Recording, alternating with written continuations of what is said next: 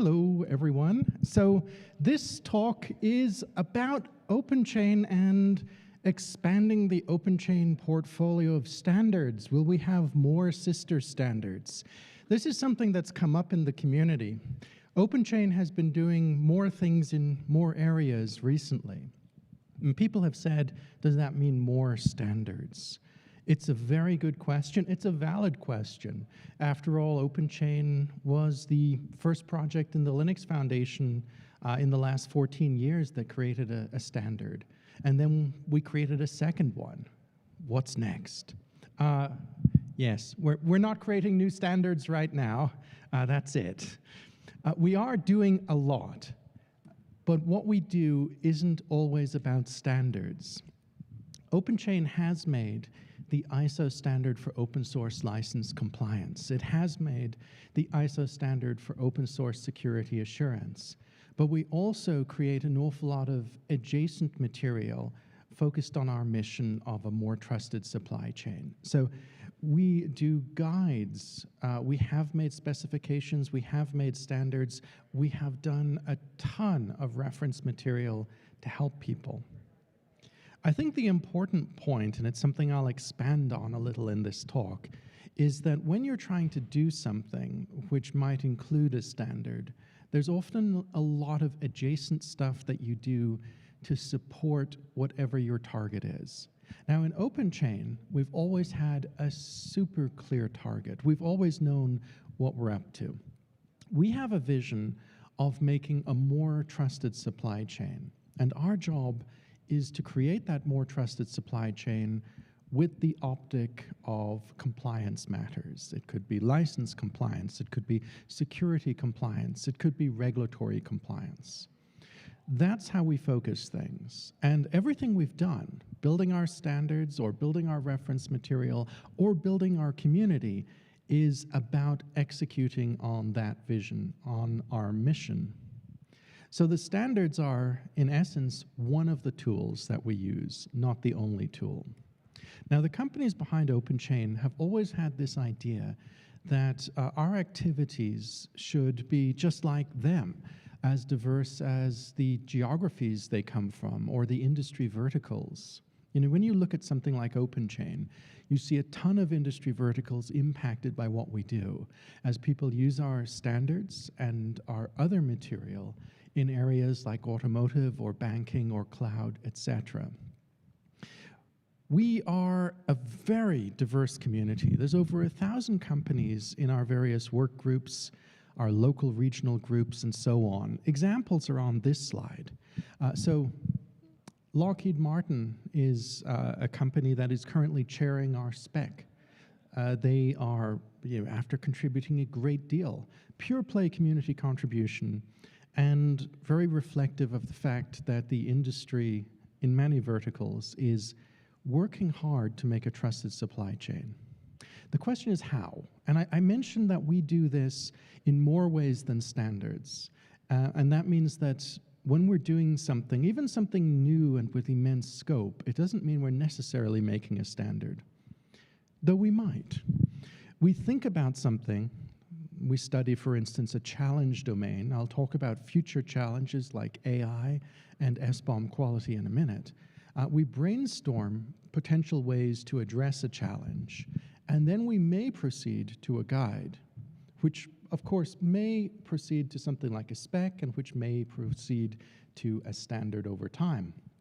Now, our standards are pretty good, we think. So we do process management, very much the business focus.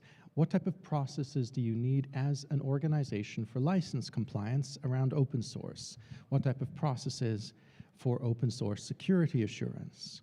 And the 2 ISO standards we've released have been very effective in dealing with setting up programs to address these challenges. I'm pausing here because many people are taking photos. By the way, the slides will be available later. So for instance, these QR codes, in case you want to go and check something out, but you can also get them from the actual schedule. The slides will be available there.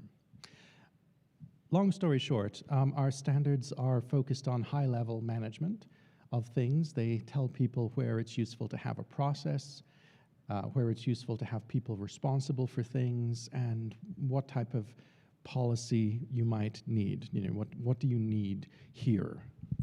And it's been very useful to have standards because those are a baseline, something that people can put in every procurement discussion, in every procurement contract, in every purchase order. They can use ISO standards very easily. And we've supported them as best we can so everyone around the world can adopt them. For instance, with self-certification material, people can quickly check if they meet the standards. By the way, we were very lucky in the early days when we said, how do we do self-certification? And we had great help from Gary O'Neill, who set up our very first self-certification online. One of those rare cases, I think, where the community does something like build an ISO standard and also build a mechanism so everyone can adopt it. But that's only a small sliver. That's only a small sliver. And we have reference material at scale, over 1,500 documents of reference material, most of which is under CC0 or effectively public domain licensing. And some of it is not in our repo. Some of it is, for instance, online. We've made training courses with LF Training around management of open source compliance. And we've had a great response. 4.5 out of 5 stars for the introduction course and 4.6 out of 5 for the implementation course. Policy templates. We've created a policy template which is essentially like Lego. It shows you lots of different options based on what you want to do, and then it explains to you how to put it together into a potential policy. We've created maturity modeling, which allows companies to answer the question of, if I'm using a standard like OpenChain's license compliance standard, ISO 5230, once I've started, what do I do next to improve my use of the standard? How do I increase the maturity of my compliance program? What are the type of levels I can have? We created that and we released it. We've had over 100 webinars explaining aspects of our standards, but also explaining other stuff. For example, explaining SPDX, so people can see, oh, I'm creating an SBOM. What type of options do I have? How do they work?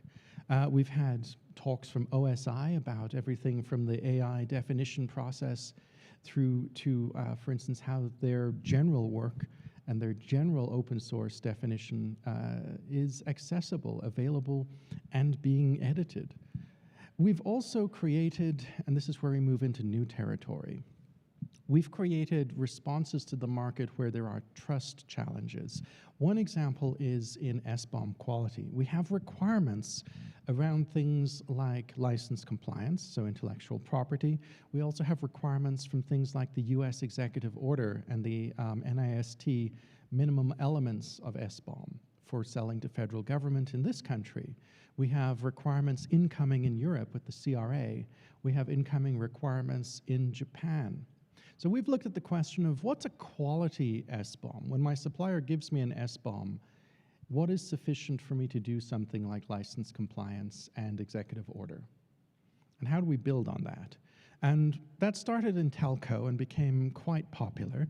It has our validator to have automation to check if something meets the requirements, external validator support, and case studies from completely different industries. ByteDance created extremely detailed case studies and released a schema to help people if they want to do SBOM quality. ByteDance, for those who don't know, is the company in China which originated TikTok. So they're essentially a cloud company and social media company. And it was just interesting to see how they went into that. And that leads into the next topic, which is recent progress. So on the surface level, with our existing standards, David, hey, this is our VP of Supply Chain Security.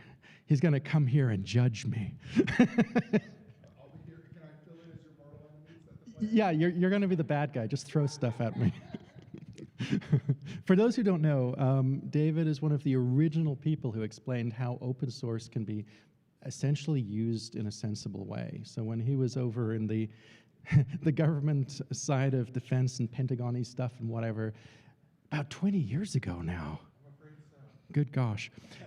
just Google David Wheeler and read some of the old stuff, because he was way ahead of the curve in explaining how to do management around this stuff. So 10 years before OpenChain, he was laying down the foundations. Anyway, when it comes to our standards, we've had a heartbeat of adoption around them, and that's really cool. And in the first half of this year, we've had not just our standards adoption, but all the other activities increasing as well. And the evolution we've seen, where we're going next, has been particularly interesting. And this is where I was like, next fields.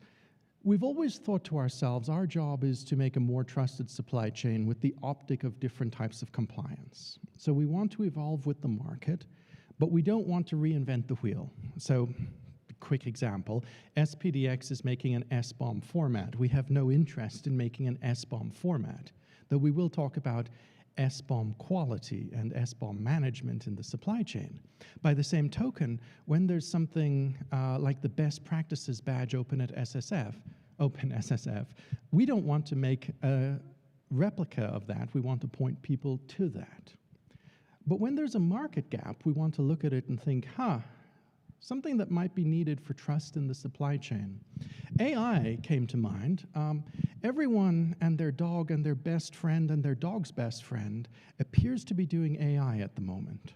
And for us, that's interesting because that means the supply chain will have a cascade of suppliers saying that everything we have is AI. And for a lot of the supply chain, the question is, oh gosh, what did you just do? And how do I do So we sat down, huge credit to Dave Marr of Qualcomm, Matthew Crawford of ARM, bringing this together. We sat down and said, if we're thinking about AI compliance in the supply chain, what is it we need to think about? And that discussion sort of narrowed into a draft guide for AI system bill of material compliance in the supply chain.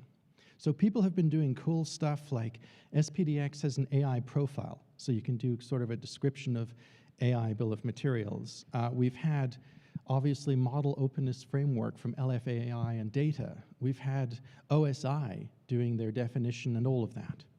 That's great, but we're interested in, if you're in the supply chain as a company, what are the questions you need to ask? One might be, do you meet the OSI definition? One might be, where are you in the model openness framework? So we tried to structure, okay, what type of processes do I need to begin asking these questions? So processes, people responsible, and a policy. So you know what you need to ask, who should ask it, and how you make a record of that and decide what action to take. We had a board meeting today, and they've decided that this will go beyond our normal editing. Our normal editing is public, but we'll go into a 6-week public comment period where we'll just go to everyone and say, what do you think of this guide? How does it work? Now this is one of the reasons I'm giving the talk today about future OpenChain standards, because people said to me, your new AI standard, and it's like, no, not a standard, a guide. So it's a very different matter from making something prescriptive. We're really early in this field, and we want to say to people, here's some guidance that might triage your risk. How do you think about it? And then we iterate. And at some point, if the market said, we absolutely love how this process management is working, we want to keep it forever, then we'd look at going perhaps into a spec. Not a discussion for today. And that's actually the same thing when it comes to SBOM quality. We've had massive interest and uptake around our SBOM quality guide from Telco, and we're consolidating that into a cross-industry, cross-format SBOM quality guide. So, a short version is, if you have to deal with playing Lego around SBOM requirements, you're dealing with executive order in the US, you're dealing with CRA in Europe, you're dealing with whatever the final outcome in Japan is when the legislation comes. What is it you need to ask your suppliers? And part two, can I see an example of that? And they're building that in our community. The big QR code is here. They're building that in our community to hopefully help people do this better. And this is another thing where people said, are you making an SBOM quality standard? And the answer is no, it's a guide. And we'll see how it develops and we'll go from there. And like I showed early in the talk, this is a workflow, Okay, we look at a thing that's happening, we brainstorm, we make a guide if that's useful. We've looked at plenty of things and done nothing for a good reason. For instance, we looked at export control, and we decided for us, in our domain, with what we want to get done, at this point in time, there was nothing we wanted to do there, which doesn't mean export control is not important. It is. It just means for what we were doing, we weren't going to build a guide on this. It wasn't something that we wanted to do today. But if there is something we want to do and we can help with, we'll build a guide. Market loves it. People think what you've got is suitable for long term, we'll look at a spec. And if a spec is very well received and doesn't need a lot of iteration, then we might look at a standard. So it's a workflow. Right. The reason I've talked about this is to make clear to people that a standards project like OpenChain doesn't just do standards. We do a lot of stuff.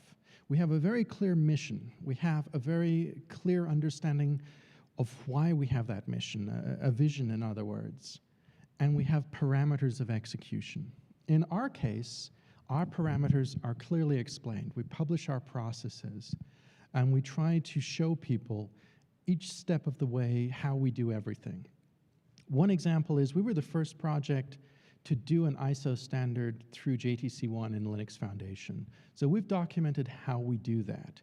Today at our board meeting, we just went into a renewal cycle with ISO. We document how we do that, and we put it online. We try to share all this knowledge to make sure that people can replicate our work. And maybe someone will make a standard in a completely different area, inspired by what we do and inspired by what we've published. And that's good. Our community has a lot of space and support for people to get engaged with us. And whether they're concerned about standards or reference material, whether they want to help with a guide, everyone is super welcome. And you can also turn up for other reasons. Like, we're delighted if someone drops in from a completely different project. Let's pick something completely random. If someone was making a standard around, let's say, a telco stack, or making a standard around a cloud code base, and just wants to drop in and say, how on earth did you do that? That's great, do it. Join a call, all welcome. We've fostered the type of support community which allows people to get commercial support around these open source standards, around these open source processes, around these open source guides. And we're not the first to do this, but I think in some areas we've got a lot of scope. Like, if you're doing a standard, we've got an awful lot of the world's significant certifiers in our ecosystem. And that's relevant because that means they know open source, they know what we do. They're able to help with us, but they can also help with other open source things. They have domain experience. And OpenChain is a welcoming community. We do all this dry stuff with standards and guides and risk assessment, but we also have silly stuff. So the Onsen study group was started by my Japanese colleagues last year. I'm worried that that hot spring study group will become our most popular one. It's certainly, it's on target for it. Apparently they started a craft beer study group as well, and Korea last week told me they've started a Macquarie study group. So the community tries to have fun as they go. Right, wrapping up then, key point. OpenChain has built ISO standards, and we are doing new things. All of the stuff we're doing is based on our project charter, the vision and mission to execute, the vision of a trusted supply chain, and our mission to do that in the context of different types of compliance, and our decision to focus on process management. Everyone is welcome to join everything we do. The one thing that I would give you as a takeaway, though, is remember that everything we do is a tool. The standards are a tool. The guides are a tool. Even the community is a tool to accomplish our goals. We're here to solve the overarching challenge of trust. And I think it's important to keep your eye on that when you look at not just OpenChain, but any project that's doing something. OpenChain's purpose is not to make standards. Our purpose is to make a trusted supply chain. And you'll see that elsewhere. I mean, you will see other projects executing, making some standards and some guides and some reference material. What we're doing today in building the future stuff is vitally important, but it's far too early to make a call about things like new standards. But it is very important that you're part of this to provide input, insight, to let us know when we're on the right path for you, and to let us know when you might need something more permanent. I need a guide, I need a spec, I need an ISO standard. That discussion's open, so it's a let's talk more. With that, I'll wrap up with great thanks, and I must just give a call out. I know she's not in the room right now, but to Jory and the whole team at JDF for making it possible to do something as crazy as finish the concept of what is good open source compliance approach. How do you codify that? And we took a big gamble in 2015 to start this, 2016 to release a spec. The gamble was that it could be done, and it worked. It worked. And in security, we've had a contribution, and now we're working with our colleagues in other projects like SPDX, like OpenSSF, to address more. We've been very fortunate to have our colleagues, and especially JDF, who took our spec and turned it into an ISO standard for us. Fantastic people, great community. I appreciate your time today. Thank you very much. Does anyone have any question, by the way? I knew you would. David, what's your question? Yeah, Shane, we've known each other for years. Yeah. I'm grateful for that.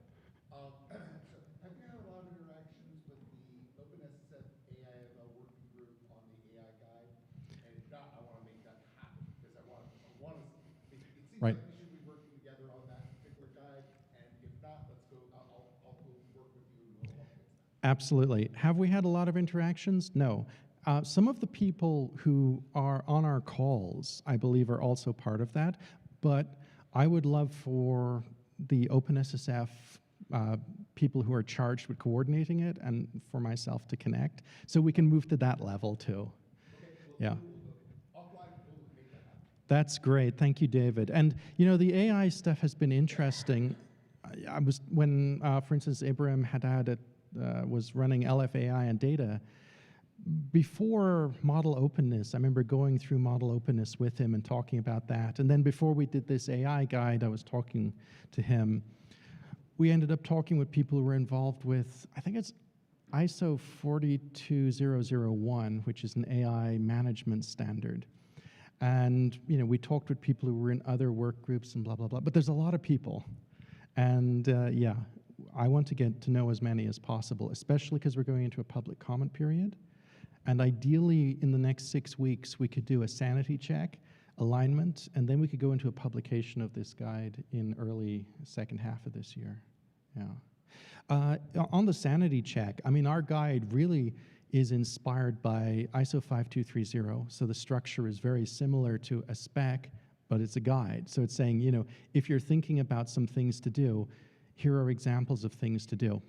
And we've also been inspired by 42001, which is an ISO standard for AI management, and of course 5962, which is SPDX. I pointed at Gary because he's very central to SPDX.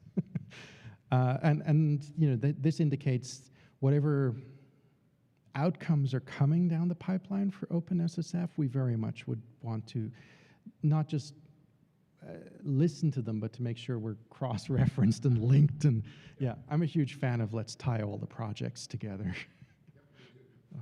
All righty, thank you very much. Any other questions? Russ, Inner Source Commons stands up. What have we got? I'm curious a little about I'm really impressed with the culture that you portray here with OpenChain, and I'm curious if you give more insight into origin of OpenChain or the way it's run that maintains what I think is a unique culture in two aspects. I was really impressed with the focus on outcomes over activity. Yeah. Say a standard is just a tool, a spec is just a tool, and even such a focus on outcomes that it doesn't matter if another organization is the one that's facilitating that outcome. Right. Very clear it's okay with that. And, I think we all seen examples of organizations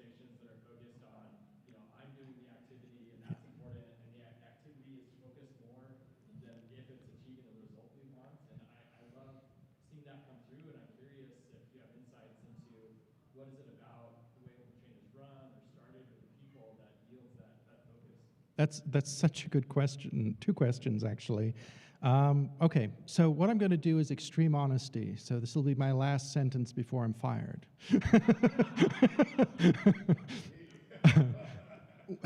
Okay, the first thing is, how did the culture start? I think it started because in the beginning, OpenChain was a gathering of essentially corporate lawyers that were from very large companies. And they were saying, we're always dealing with license compliance. How can we change the market? And cutting a long story short, they were very aware that if you wanted to have a systemic shift in something as diverse as open source, a global community, you're going to have to do something the community will do. And there's no strong-arming it. No company is big enough to change the supply chain. 10 aren't big enough to change the supply chain. You need 1,000, you need 10,000. So the fundamental concept was, how do we take our domain experience and some of the knowledge resources of the very biggest and most sophisticated companies and share them with the community in a way that makes everyone feel super welcome? And I'm going to give you an active example of this. I'm just pulling up a slide. Now, the members of OpenChain, some have rotated in, some have rotated out, but on this slide, you have tiny startups like Amazon. You have super giants, but then you'll see there's one in green, Moxa. It's a small Taiwanese company. From the very first principle, the idea was, do you want to be on the board? And the answer has never been, are you super powerful and rich? The answer has been, do you want to build this? Very open community, very flat, very welcoming. And I think that principle from day one really helped a lot. Then the question is, how do you keep the focus? I think the starting point of having very pragmatic lawyers saying the company problem is essentially cost, and we need to reduce that. So we need to reduce that any way we can. And knowing strategically what you're up to. I mean, David and I have talked strategy and tactics before. And one thing in like security industry, you never confuse your strategy with your tactics. Your tactics are coming from your strategy. And I think OpenChain always knew its strategy was a trusted supply chain. And its tactics were things like the standards or the reference material. And that clarity of thinking means you don't get too precious about an item. You know what it is. Finally, playing together, the most difficult human activity. Okay, so OpenChain has actively given away, no, I'm messing. We've actively contributed. For instance, in SPDX, our OpenChain Japan work group is the contributor of the SPDX Lite profile, which is a minimal SPDX set.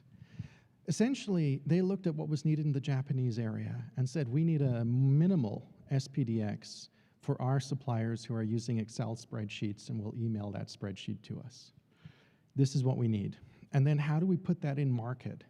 Well, obviously we're not building a new SBOM format, because that would be silly. Let's go to an ISO standard type org, same as us, and embed. So I think understanding that, not being too precious, in our case, it's because we know what's strategy and what's tactics. And our KPI, and our board, huge credit, our KPI has never been take over the world. Our KPI is how are we making companies, including the small ones, get this done better. It's a culture thing, I think, but the human sharing is hard. And it's hard to get projects to work together, because even with the best of intentions, people will have something that's working well, and then they'll feel someone is encroaching on it, and it's like, tensions rise. The way we've tried to overcome it is by not worrying too much about it. So we just try to lean into it. So let me pick a random one. Let's say OpenSSF does an absolute ton of security, and it happened that somewhere in parallel we started working on a security standard. And the question you could come up with is OpenChain going to try and do more security? And the answer is no, we're going to link into the OpenSSF site instead.